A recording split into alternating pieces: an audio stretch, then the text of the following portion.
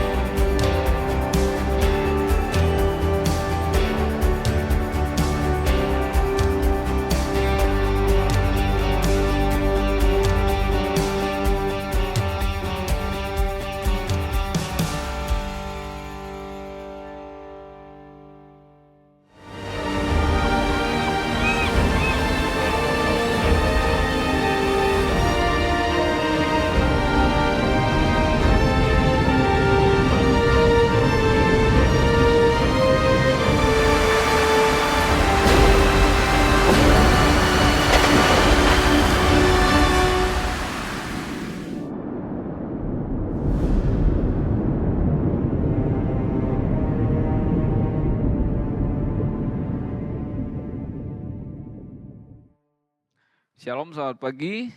Selamat datang di ibadah ICA Bahasa Indonesia pagi ini. Senang di sini bisa kembali melayani bersama-sama dengan Bapak Ibu saudara sekalian. Dan sebelum kita akan mendengarkan firman Tuhan, jangan lupa kita akan ada pelayanan ibadah Natal. Jadi saya mendorong Bapak Ibu saudara-saudara sekalian untuk bisa mengambil bagian bersama-sama, terlibat dalam berbagai pelayanan yang dibutuhkan untuk Natal nanti. Dan juga buat pria-pria, jangan lupa kalau kalau para pria terpanggil atau ingin mencoba pelayanan yang mission trip, bisa segera mendaftarkan diri.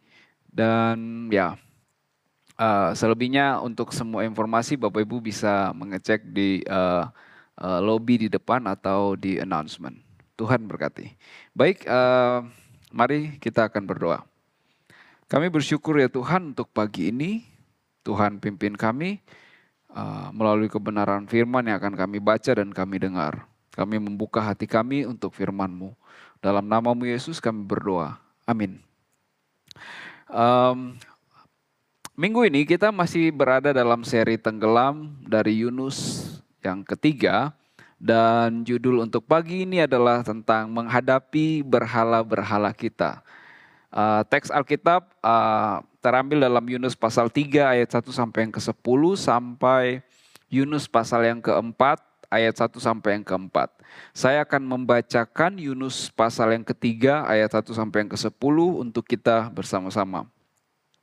Untuk kedua kalinya Tuhan berbicara kepada Yunus. Katanya, "Pergilah ke Niniwe, kota besar itu, dan sampaikanlah kepada rakyatnya pesan yang kuberikan kepadamu." Maka Yunus menaati Tuhan dan pergi ke Niniwe, sebuah kota yang besar sekali, sehingga diperlukan 3 hari untuk melintasinya. Yunus memasuki kota itu, dan sesudah berjalan sepanjang hari, ia mulai berkhotbah, katanya, 40 hari lagi Niniwe akan hancur. Penduduk Niniwe percaya kepada pesan Allah itu. Seluruh rakyat memutuskan untuk berpuasa, dan semua orang, baik besar maupun kecil, memakai kain karung untuk menunjukkan bahwa mereka menyesali dosa-dosa mereka. Waktu Raja Niniwe mendengar kabar itu, ia segera turun dari tahtanya, dilepaskannya jubah kerajaannya dan dipakainya kain karung, lalu duduklah ia di atas abu.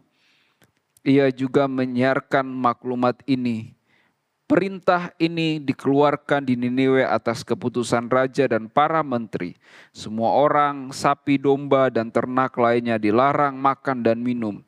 Manusia dan binatang harus memakai kain karung sebagai tanda penyesalan. Semua orang harus berdoa dengan sungguh-sungguh kepada Allah. Mereka harus memperbaiki kelakuannya yang jahat dan perbuatannya yang penuh dosa. Barangkali Allah akan mengubah niatnya dan tidak marah lagi sehingga kita tidak jadi binasa. Allah melihat perbuatan mereka. Ia melihat bahwa mereka telah meninggalkan kelakuan mereka yang jahat. Maka ia mengubah keputusannya dan tidak jadi menghukum mereka. Bapak Ibu, saudara-saudara sekalian, tidak sedikit narapidana yang permohonan garasinya itu harus ditolak oleh presiden.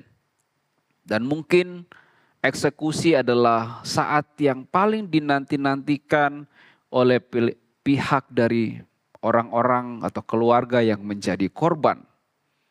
Tetapi tahukah bahwa tidak juga sedikit di antara mereka yang justru mendapatkan pengampunan yang sesungguhnya dari Allah melalui pelayanan-pelayanan yang diberikan di penjara oleh orang-orang yang diutus di sana, dan ketika mereka menerima Kristus, bertobat, mereka mendapatkan pengampunan dari Allah. Banyak di antara mereka yang sangat tidak layak mendapatkan pengampunan dari hukum manusia dan tidak anggap untuk dikasihi oleh siapapun. Cukup mudah bagi kita untuk mengasihi orang-orang yang baik kepada kita. Tetapi sebaliknya sangat sulit untuk kita mengasihi orang-orang yang berbuat jahat atau yang menyakiti kita. Ini umum sekali terjadi. Otomatis gitu. Tidak perlu diajarkan. Begitu saya disakiti, yang ada dalam pikiran saya kapan waktunya yang tepat untuk saya membalas. Dan kalau bisa sampai kita punya pepatah gitu ya, pembalasan lebih kejam gitu ya. Saya lupa atau ada istilah itu yang kita selalu dengarkan di luar sana. Dan saya besar dengan pola itu. Dia orang yang jahat yang sudah melukai saya sejak saya kecil. Buat apa saya harus peduli dengan dia?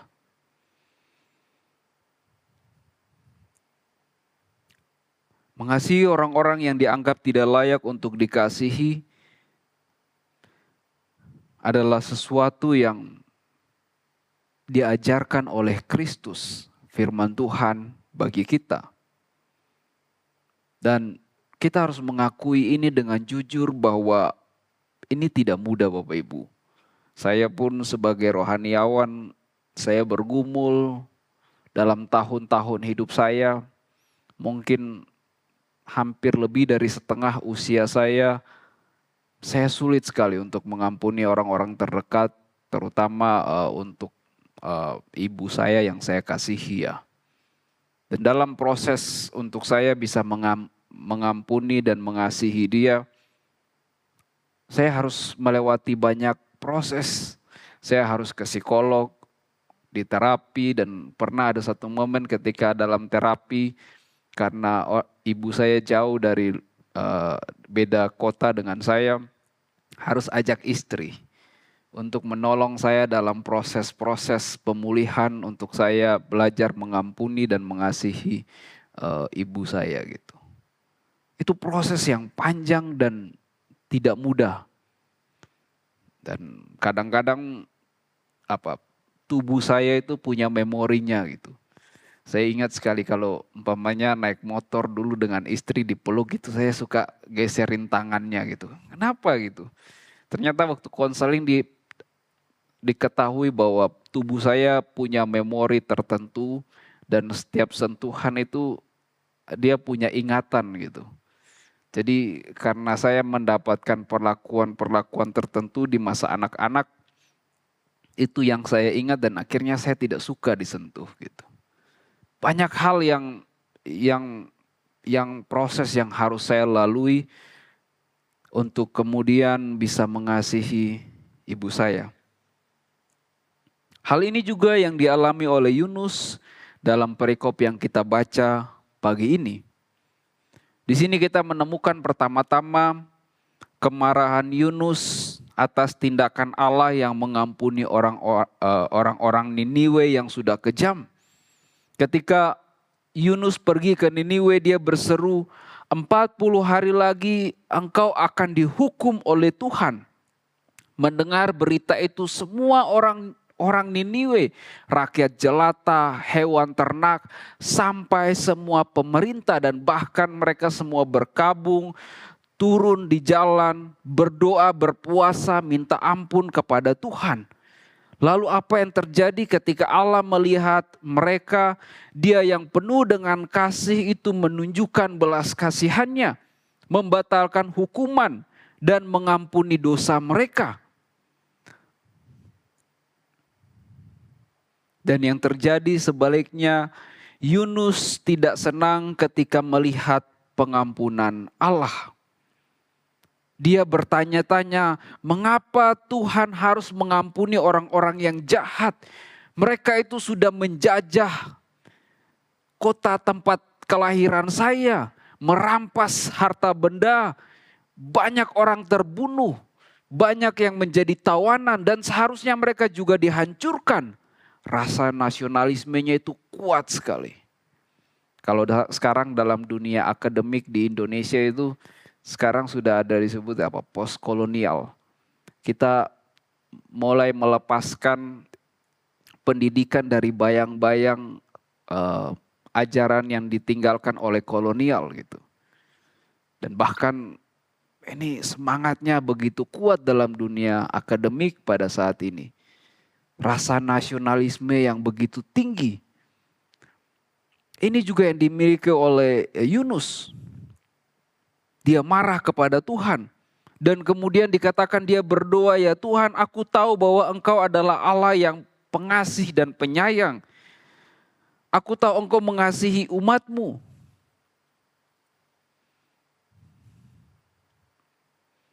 Tetapi mengapa Engkau justru menunjukkan belas kasihan kepada orang-orang jahat itu, orang-orang Niniwe? Mereka tidak pantas untuk dikasihi dan seharusnya mereka dihukum karena kejahatan mereka.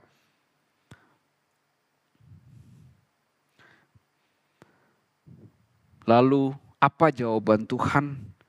Layakkah engkau marah, Yunus? Yunus tidak menjawab pertanyaan Allah. Dia merasa berhak marah dan menurut dia Allah salah. Saya pun begitu dalam pola pikir saya. Ketika mama saya bertobat, dia menjadi seorang yang baik, saya kesel gitu. Pada masa itu. Saya merasa dia harus menanggung konsekuensinya. Dan bahkan saya berpikir kenapa masa kecil saya itu tidak ada Komnas Perlindungan Anak gitu. Coba pada saat itu ada gitu. Dan tetangga-tetangga lihat dan lapor gitu. Pasti dia akan dipidana. Saya ingat sekali dalam bayangan saya sebelum tidur saya membayangkan saya menjadi superhero gitu. Lalu saya menyiksa ibu saya. Itu selalu saya bayangkan dalam otak saya karena trauma dan pengalaman itu. Waktu itu ibu saya bukan seorang Kristen dan dia juga besar dengan pola didik yang sama. Saya mengerti bagaimana dia struggle dengan anak pertama dan bukan seorang Kristen. Ditambah ada konflik-konflik keluarga dan akhirnya pola didiknya itu seperti rasa takut itu adalah penghormatan gitu. Kalau takut itu artinya hormat. Jadi anak harus dibuat takut dan ancamannya ya kekerasan fisik. Saya tumbuh dalam pola itu. Dan kalau biasanya harusnya hukum bukan sampai orang tuanya puas berhenti pukul ya. Tapi kan sampai dia mengerti salahnya dan bertobat gitu. Tapi saya dipukul itu sampai dia puas, capek, stop gitu. Saya besar dengan pola seperti itu dan saya mengerti bagaimana kita pun juga sulit untuk menerima kenyataan bahwa ada orang-orang yang seharusnya mereka pun menerima konsekuensi dari apa yang sudah mereka lakukan. Tetapi sebaliknya mereka mendapatkan anugerah, pengampunan, dan justru kasih sayang dari Tuhan. Tidak sedikit dalam pelayanan saya ingat sekali ketika saya ada di Balikpapan dan satu kali saya ketemu dengan salah satu anak muda dan tiba-tiba dia sudah jadi rohaniawan dan dia diutus Tuhan untuk menggembalakan di perintisan di desa gitu. Saya kaget setengah mati. Kok bisa kamu jadi pendeta gitu? Karena saya tahu betul anak itu nakalnya minta ampun, dengan orang tua nggak hormat, sangat-sangat tidak. Saat itu saya sudah memprediksi dalam otak saya ini anak ini bakal ditangkap gitu. Dan bahkan mungkin masuk neraka gitu. Saya sudah vonis dalam otak saya seperti itu. Tetapi pada saat itu Tuhan berbicara kepada saya, "Hei, yang mengubah dia bukan kamu. Kamu hanya diutus untuk menyampaikan kebenaran, karena itu hanya tugasmu. Saya mengutusmu ke sana untuk itu. Dan selebihnya yang mengubah dia dari dalam hatinya, yang membuat dia menyesali dosa-dosanya dan bertobat, bukan kamu. Aku, Tuhan, Roh Kudus." Ya, seperti peran Yunus. Hanya diutus untuk menyampaikan kabar baik. Tetapi di sini dia tahu bahwa Tuhannya itu penyayang dan pengasih. Dia tidak mau mereka bertobat, dia maunya mereka dihukum. Itulah juga perasaan saya kepada orang-orang tertentu.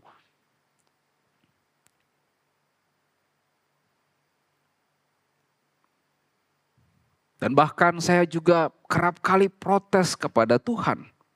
Mengapa orang-orang yang jahat kepada saya itu Tuhan,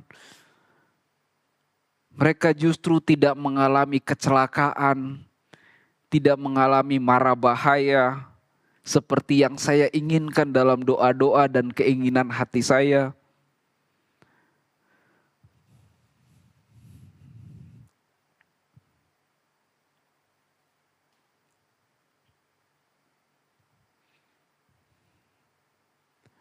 Tapi kita lupa bahwa Allah yang kita sembah adalah Allah yang pengasih dan penyayang. Saya mungkin tidak sejahat ibu saya, tetapi dalam hati dan pikiran saya juga jahat. Dan tidak ada yang tahu itu. Dan Tuhan mengampuni dan mengasihi dan menerima saya.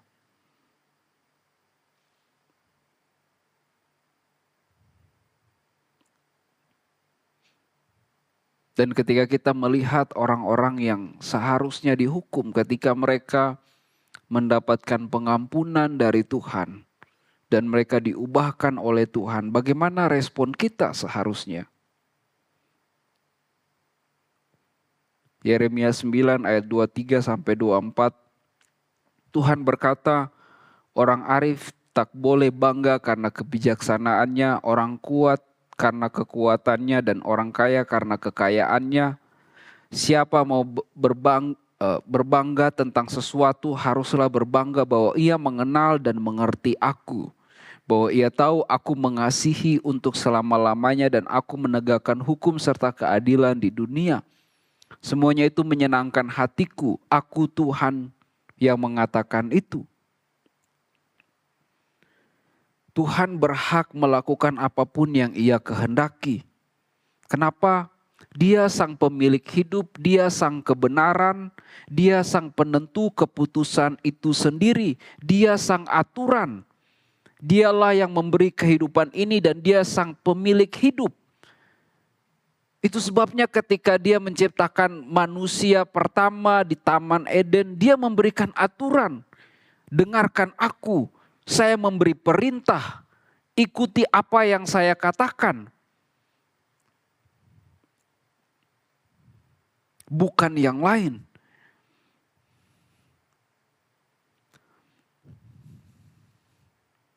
Kita hanya bisa marah, protes, mempertanyakan kasih Tuhan yang diberikan kepada orang-orang yang kita kesel. Tetapi dia tidak butuh penasihat dalam membuat keputusan. Lalu apa yang terjadi dengan Yunus selanjutnya? Di sini pelajaran penting bagi Allah dan bagi Yunus. Bapak Ibu, ketika firman datang, itu dia akan mengubah si penerima firman dan kepada orang-orang yang dia akan beritakan. Jadi sebenarnya dalam gereja Tuhan, pendeta harus berubah dan jemaat juga berubah. Jadi ketika saya sebagai rohaniawan mempersiapkan khotbah, itu sebenarnya pertama-tama firman itu datang kepada saya dan harus menegur, mengubah hidup saya. Dan tidak pernah dalam kerangka berpikir bahwa saya berkhotbah dengan tujuan hanya untuk kepada jemaat. Itu pesan yang selalu kita temukan dalam firman. Tetapi di sini kadang tidak sedikit kita ketemu orang-orang yang tipikal Yunus. Dan kadang saya juga berperilaku seperti Yunus. Seolah-olah firman ini hanya kepada umat Tuhan, kepada jemaat, tapi tidak pernah kepada diri saya.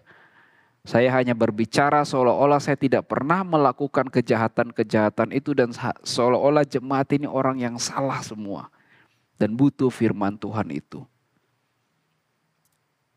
Ini adalah konsep berpikir yang keliru.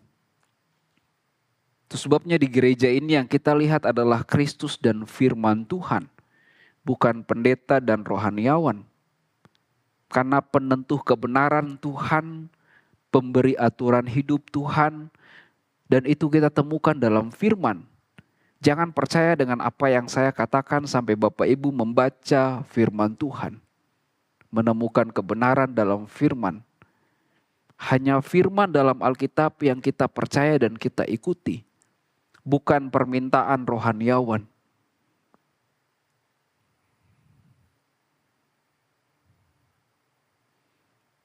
Kadang kalau di rumah istri saya selalu bilang, jangan paksa keinginanmu dengan menggunakan kata-kata rohani ya.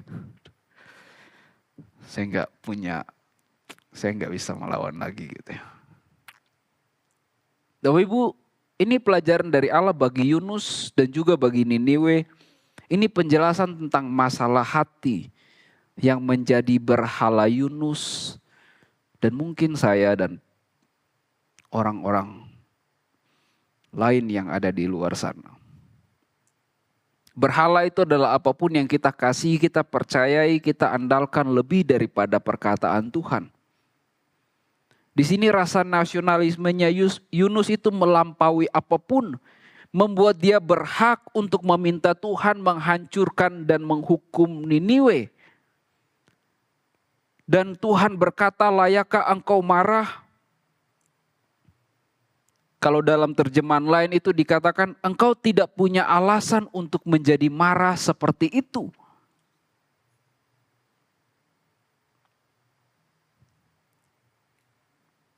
Dan bahkan Tuhan mempersiapkan pelajaran yang istimewa bagi Yunus.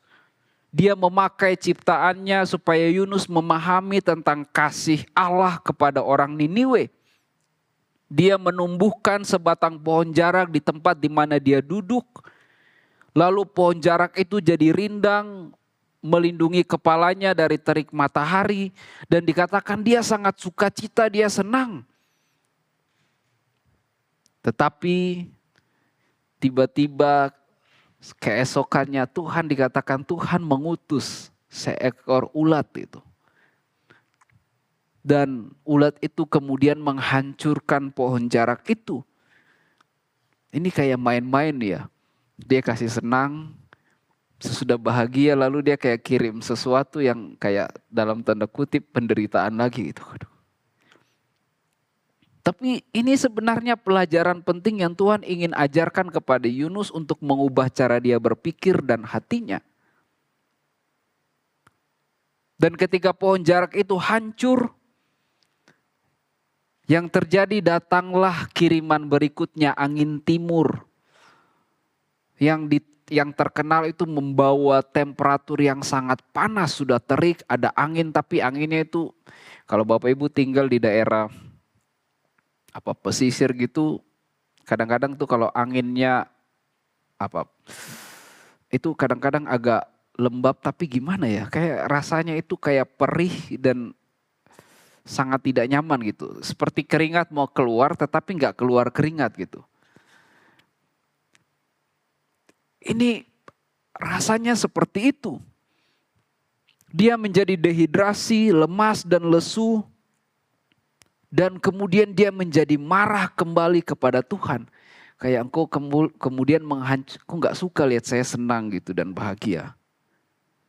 Dan bahkan dia katakan lebih baik saya mati. Kemudian Allah bertanya kepada dia, layakkah engkau marah karena pohon jarak itu? Lalu Yunus jawab, selayaknya aku marah sampai mati. Engkau sayang kepada pohon jarak itu yang untuknya sedikit pun engkau tidak berjerih payah. Yang tidak engkau tumbuhkan. Yang tumbuh dalam satu malam dan binasa dalam satu malam pula. Kata Tuhan, engkau tidak menumbuhkan tumbuhan jarak itu, saya yang menumbuhkan. Bagaimana tidak, aku akan sayang kepada Niniwe, kota yang besar itu yang berpenduduk lebih dari 120.000 orang.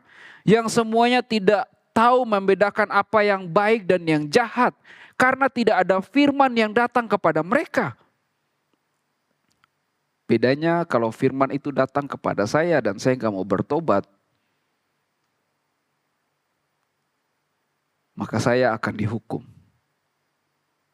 Tapi ketika firman dan teguran pendisiplinan Tuhan datang kepada saya terima itu, saya akan dipulihkan.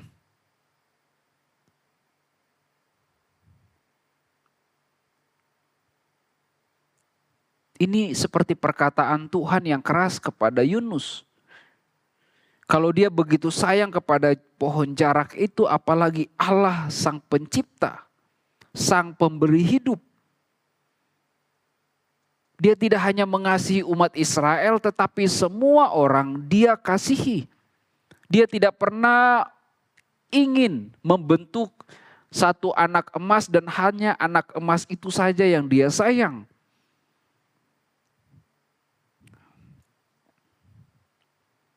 Sangat tidak enak ya kalau tumbuh dalam keluarga yang ada anak papa, anak mama, yang di tengah-tengah anak siapa ini. Itu sangat tidak enak sekali ya. Dan kadang anak tengah itu agak susah gitu. Kalau anak pertama, oh ini anak, apalagi anak cowok satu-satunya. Penerus keluarga. Anak bungsu, kasih sayangnya itu luar biasa. Anak tengah bingung gitu. Itu perasaannya tidak enak. Allah tidak seperti itu. Tetapi umat Israel merasa mereka adalah anak emas. Tetapi dalam cara berpikir Tuhan, no. Saya menyelamatkanmu dan saya mengutusmu untuk memberitakan Injil, untuk menjadi saksi, dan orang lain pun diselamatkan.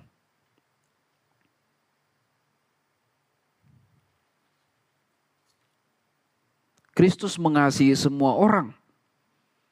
Dia datang bagi engkau dan saya, semua orang yang sudah berdosa. Dia mati bahkan menebus engkau dan saya saat kita masih berdosa.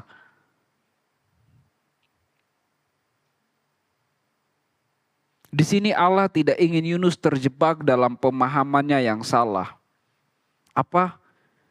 Menjadikan keinginan hatinya menjadikan perasaannya menjadi Tuhan, menjadi berhala atas hidupnya. Saya menjadikan hati, perasaan saya, trauma saya berhala dalam hidup saya untuk menjudgment ibu saya. Tidak ada lagi Tuhan di hati saya yang menuntun saya untuk jalan kebenaran. Tetapi perasaan saya mendikte setiap perilaku saya.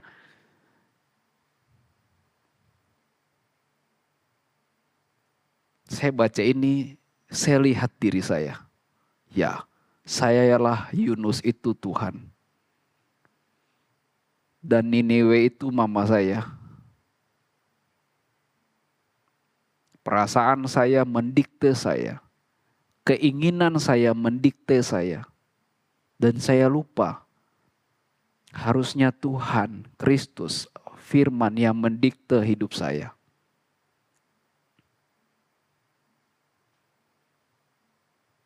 Inilah berhala yang Tuhan ingin singkirkan di hati Yunus dan hati saya. Kadang kita hanya berpikir berhala, saya sujud menyembah kepada patung. Tapi Tuhan melihat melampaui tindakan-tindakan itu, kedalaman hati. Hanya Tuhan yang bertahta dalam hidup, dalam hati, dalam pikiran kita. Bukan yang lain. Yeremia 17 ayat 9-10. Hati manusia tidak dapat diduga, paling licik dari segala-galanya dan terlalu parah penyakitnya. Aku, Tuhan, menyelidiki hati, batin manusia ku uji.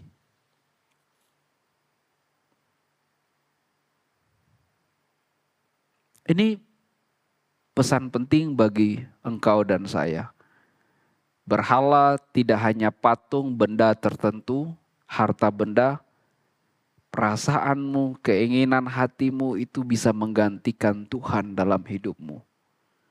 Dia bisa mengambil alih kontrol hidupmu dan menyingkirkan guideline dari kebenaran firman. Dan itu akan menghancurkan dari dalam. Itu sebabnya tidak sedikit kalau kita lihat di luar ada yang mengatakan dari berbagai jurnal penelitian, orang yang sulit mengampuni itu menimbulkan banyak penyakit dalam hidupnya, penderitaan. Tapi kalau engkau mengizinkan Tuhan yang memimpin hidupmu, dikatakan damai sejahtera, sukacita, kelegaan, kedamaian. Sekarang pilihan ada di tangan kita. Galatia 2 ayat 20. Aku hidup, tapi bukan lagi aku sendiri yang hidup, melainkan Kristus yang hidup di dalam aku. Hidup yang sekarang aku hidupi secara jasmani adalah hidup oleh iman dalam Anak Allah yang telah mengasihi aku dan menyerahkan dirinya untuk aku.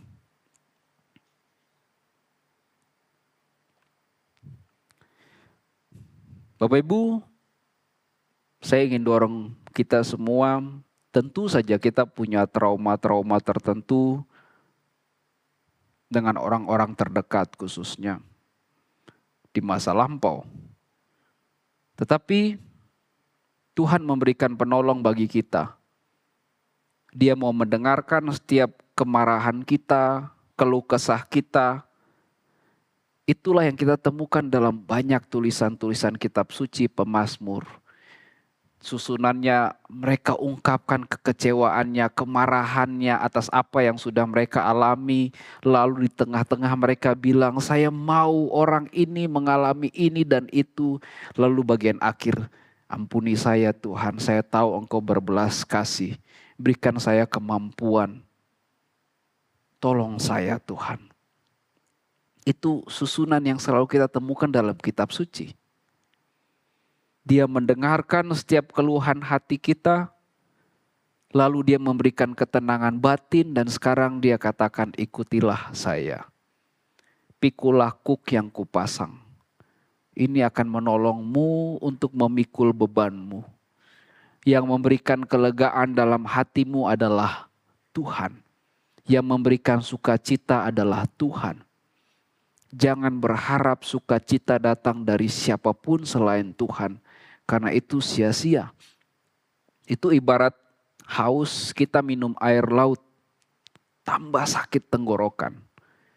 Tapi kalau sumber air hidup itu dari Kristus, itu memberikan kelegaan dan damai di hidup kita. Tuhan memberkati. Mari kita berdiri bersama-sama dan kita akan berdoa.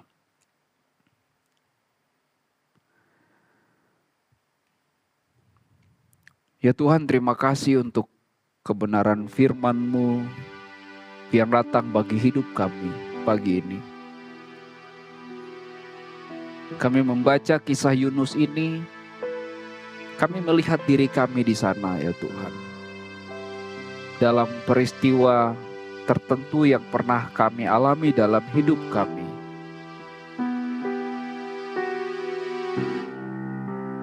Tuhan, ini tidak mudah bagi kami semua. Bahkan kami harus hidup menjalani efek-efek dari trauma tertentu karena hal-hal tertentu yang pernah terjadi dalam hidup kami di masa lampau. Engkau tidak pernah mendesain kami untuk mengalami itu, tetapi karena dunia ini sudah dikuasai oleh dosa, banyak hal yang terjadi memutar kebalikan kebaikan dan kemudian membuat kami menderita ya Tuhan. Tapi kami tidak ingin hidup dalam lingkaran setan Tuhan. Kami tidak ingin menjadi orang yang membalas ya Tuhan. Kami tidak ingin melanjutkan kekerasan demi kekerasan ya Tuhan. Kami ingin putuskan itu ya Tuhan. Berhenti. Dan selanjutnya ya Tuhan, yang kami lakukan adalah perintah-Mu, pimpinan-Mu ya Tuhan. Kami bersyukur untuk orang-orang yang Engkau utus bagi kami. Yang menolong kami dalam pergumulan kami, memulihkan kami. Itu semua adalah cara Engkau menolong kami untuk pulih. Tuhan, pimpin hidup kami.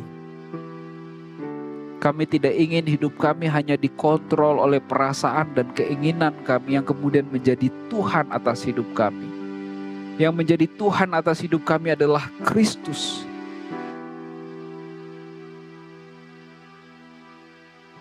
Terima kasih ya Tuhan untuk kebenaran-Mu. Terima kasih untuk damai yang Kau berikan. Dan terima kasih untuk pimpinan Roh Kudus yang menyertai hidup kami. Tolong kami ya Tuhan. Kami bersyukur. Mari angkat tangan kita di hadapan Tuhan. Tuhan memberkati engkau dan melindungi engkau. Tuhan menyinari engkau dengan wajah-Nya dan memberi engkau kasih karunia. Tuhan menghadapkan wajah-Nya kepadamu dan memberi engkau damai sejahtera. Dalam nama Yesus, kami berdoa dan bersyukur. Amin. Selamat hari Minggu, Tuhan Yesus memberkati. Kami senang Anda bergabung dengan ibadah ICA hari ini. Selamat berakhir pekan dan sampai jumpa minggu depan. Tuhan berkati Anda dan keluarga. Mari membuat hidup lebih baik dan mengubah kota kita. Bergabunglah dengan kami dalam penggalangan dana untuk membangun Community Leadership Center dan gereja di Surabaya. Cukup scan kode QR ini untuk berdonasi. Kunjungi juga stand CLC di lobi untuk mempelajari informasi lebih lanjut. Bersama-sama ICA, mari kita mengubah kota kita. ICA akan membangun gedung ke-97. Mission trip ke Pekanbaru akan dilaksanakan pada tanggal 4 sampai 6 November.